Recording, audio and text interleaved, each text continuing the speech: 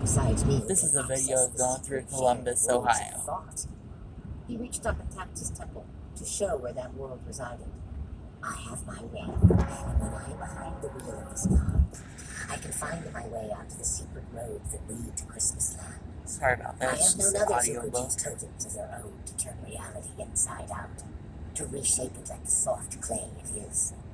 There was Craddock McDermott, who claimed that his spirit existed in a favorite suit of his.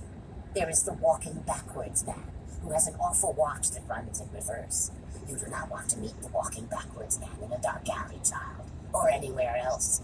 There is the true knot, who live on the road and are much in the same line of work as myself. I leave them be, and they are glad to return the favor. And our Maggie Lee will have a totem of her own, which she uses to pry and spy. Probably these Scrabble tiles she mentions. Well, she seems to have taken quite an interest in me. I guess if we are driving by, it would only be polite to pay a visit. I would like to meet her and see if I can't cure her of her curiosity. He shook his head and then laughed. That husky hoarse caw of his was an old man's laugh. The road to Christmas Land could make his body young, but it couldn't do anything about the way he laughed. He drove. The dotted yellow line stammered past on the left. Finally, Max sighed and went on. I don't mind telling you, Wayne, almost all of the trouble I've ever known started with one woman or another. Margaret Lee and your mother and my first wife were all cut from the same cloth, and Lord knows there have been plenty more where they came from.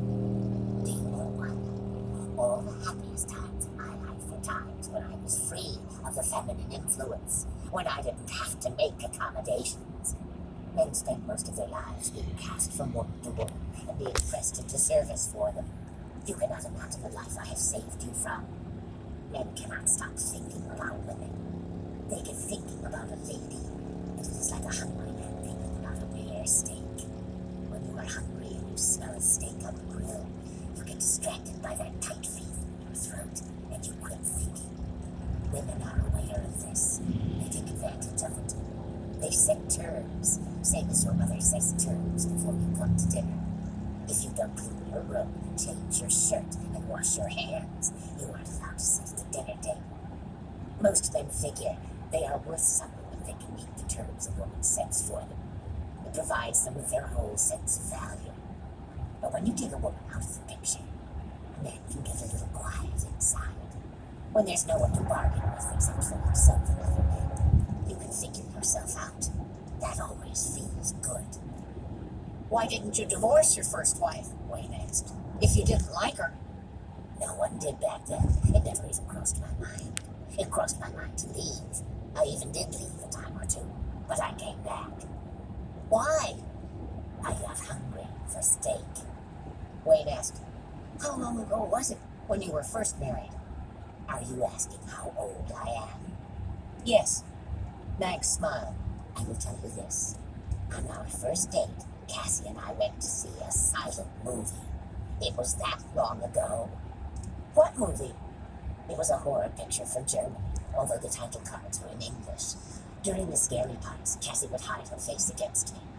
We attended the show with her father, and if he had not been there, I believe she would have crawled into my lap. She was only 16 at the time, just a nub of a thing, graceful and considerate and shy. This is the way with many women. In youth, they are precious gems of possibility. They shudder with feverish life and desire.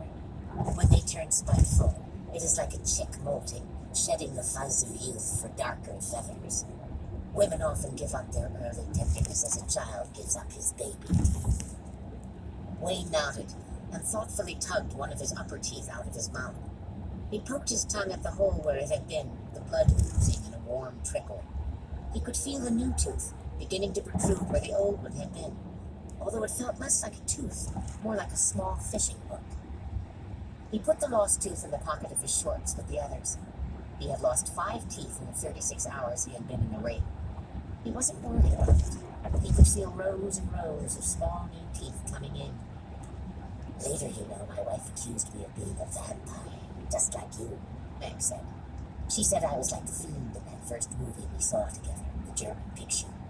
She said I was draining the life out of our 2 daughters, feeding off them. But here it is, so many years later, and my daughters are still going strong, happy and young, and full of fun. If I were trying to drain the life out of them, I guess I did a poor job of it. For a few years there, my wife made me so unhappy I was about ready to kill her and me and the children too, just to be done with it. But now I can look back and laugh. Have a peek at my license plate sometime. I took my wife's horrid ideas about me and made a joke out of them. That is the way to survive.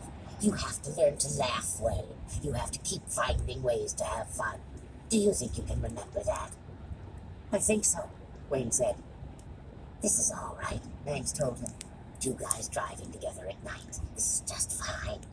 I don't mind saying you are better company than that Bing Partridge.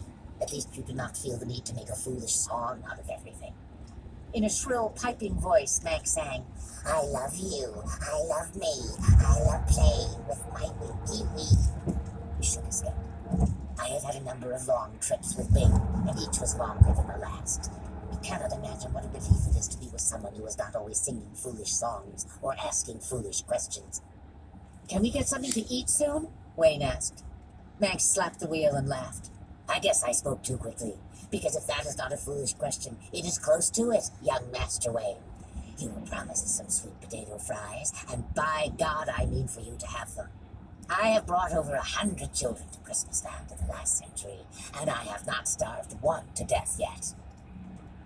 The diner of the fabled sweet potato fries was another 20 minutes west, an installation of chrome and glass set in a parking lot the size of a football field. Sodium vapor lights on 30-foot-high steel poles lit the blacktop as bright as day. The lot was crowded with 18-wheelers, and through the front windows Wayne could see that every stool along the bar was occupied, as if it were 12 noon and not 12 at night. The whole country was on the watch for an old man and a child in an antique Rolls-Royce Wraith, but not one person in the diner looked outside and took note of them, and Wayne was not surprised. He had by now accepted that the car could be seen, but not noticed. It was like a channel on TV that was broadcasting static. Everyone skipped right over it. Manx parked up front, nose into the side of the building, and it did not once occur to Wayne to try jumping or screaming or banging on the glass. Don't go there, Wayne said, and winked at Wayne before he climbed out of the car and made his way inside. Wayne could see through the windscreen and into the diner, and he watched Manx weave through the crowd bunched around the front counter. The TVs above the bar showed cars zooming around a racetrack, then the president behind a podium waving his finger, then an icy blonde speaking into a microphone while she stood in front of a lake. Wayne frowned. The lake looked familiar. The picture cut, and suddenly Wayne was looking at the rental house on Winnipesaukee. Cop cars parked along the road out front. There in the diner, Max was watching the TV too, his head tilted back to see. The picture cut again, and Wayne saw his mother coming out of the carriage house on the Triumph. She wasn't wearing a helmet, and her hair whipped behind her, and she rode straight at the camera. The cameraman couldn't get out of the way in time. His mother sideswiped him as she sped past. The falling camera offered a whirling view of sky, grass, and gravel before hitting the ground. Charlie Manx walked briskly out of the diner, got behind the wheel, and Nosferatu glided back onto the road. His eyes were filmed over, and the corners of his mouth were pinched in a hard, disagreeable frown. I guess we're not going to have those sweet potato fries, Wayne said.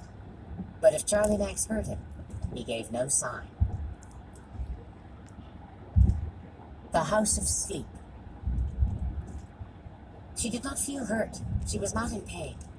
Pain would come later. Nor did it seem to her that she woke up, that there was ever a single moment of rising to awareness. Instead, the parts of her began, reluctantly, to fit themselves back together. It was long, slow work, as long and slow as fixing the Triumph had been. She remembered the Triumph before she even remembered her own name. Somewhere a phone rang. She heard it clearly, the brash, old-fashioned rattle of a hammer on a bell. Once, twice, 3 times, 4. The sound called her back to the world that was gone by the time she knew she was awake.